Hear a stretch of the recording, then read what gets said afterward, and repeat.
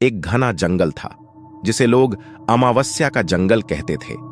गांव वालों का मानना था कि उस जंगल में एक बुरी आत्मा का वास है जो हर अमावस्या की रात को जीवित हो उठती है। रमेश, एक साहसी युवक, इन कहानियों पर विश्वास नहीं करता था। उसे लगता था कि ये सब बस लोगों के डराने के लिए बनाई गई कहानियां हैं। एक अमावस्या की रात अपने दोस्तों के साथ हंसी मजाक करते हुए उसने ठान लिया कि वह इस डर को खत्म करके रहेगा। उसने अपने दोस्तों से शर्त लगाई कि वह इस जंगल में जाकर पूरी रात बिताएगा। रमेश ने अपनी जेब में टॉर्च और एक छोटी सी कुल्हाड़ी रख ली और अकेला ही जंगल की ओर चल पड़ा। उसके दोस्तों ने उसे रोका, पर वह नहीं रुका। उसे पूरा विश्वास था कि वह इस रहस्य का पर्दाफाश करके वापस लौटेगा। जंगल में प्रवेश करते ही रमेश ने देखा कि चारों ओर घना अंधेरा फैला हुआ है। पेड़ों की शाखाएं अजीबोगरीब आकृतियां बना रही थीं और हर तरफ एक अजीब सी सन्नाटा छाया हुआ था। उसने अपने दिल को मजबूत किया और आगे बढ़ता गया। थोड़ी देर बाद उसे एक पुराना और जर्जर हुआ मंदिर दिखाई दिया।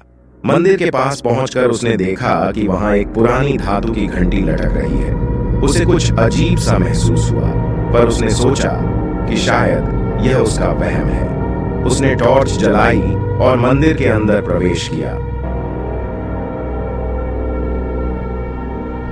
मंदिर के अंदर बहुत सी पुरानी मूर्तियां और चित्र थे जो समय के साथ धुंधले हो चुके थे। अचानक उसे ऐसा लगा जैसे किसी ने उसके पीछे से उसका नाम पुकारा हो। उसने मुड़कर देखा, पर वहां कोई नहीं था। उसका दिल तेजी से धड़कने लगा, पर उसने खुद को शांत किया और मंदिर में और अंदर तक जाने का निश्चय किया। मंदिर के अंदर सबसे गहरे कोने में एक पुराना ताबूत रखा हुआ था। रमेश ने सोचा कि शायद यह ताबूत ही सारी कहानियों का कारण हो। उसने ताबूत खोलने का फैसला किया। जैसे ही उसने ताबूत का ढक्कन उठाया, एक जोरदार ठंडी हवा का झोंका आया और टॉर्च की रोशनी बुझ गई। चारों ओर अंधेरा छा गया। अचानक रमेश को लगा कि कोई उसके पास खड़ा है। उसने अपनी कुल्हाड़ी को कसकर पकड़ लिया और डरते डरते पीछे मुड़ा। उसकी आंखें डर से फैल गईं। एक धुंधला सा आकार उसके सामने खड़ा था, जिसकी आंखें जलती हुई अंगारों जैसी लाल थीं। वह आकार धीरे धीरे उसकी ओर बढ़ने लगा। रमेश ने कुल्हाड़ी से वार करने की कोशिश की, पर उसका हाथ कांप रहा था। वह अजीब सी आत्मा उस पर हंस रही थी और उसकी हंसी रमेश के कानों में गूंजने लगी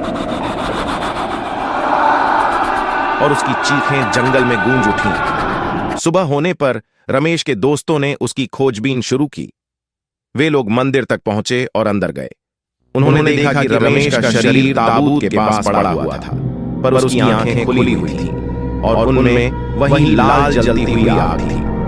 गांव वालों ने उस मंदिर को हमेशा के लिए बंद कर दिया और उस जंगल को अमावस्या की रातों में छोड़ दिया। रमेश की कहानी एक चेतावनी बन गई कि कभी भी उस जंगल की रहस्यमयी कहानियों को हल्के में नहीं लेना चाहिए।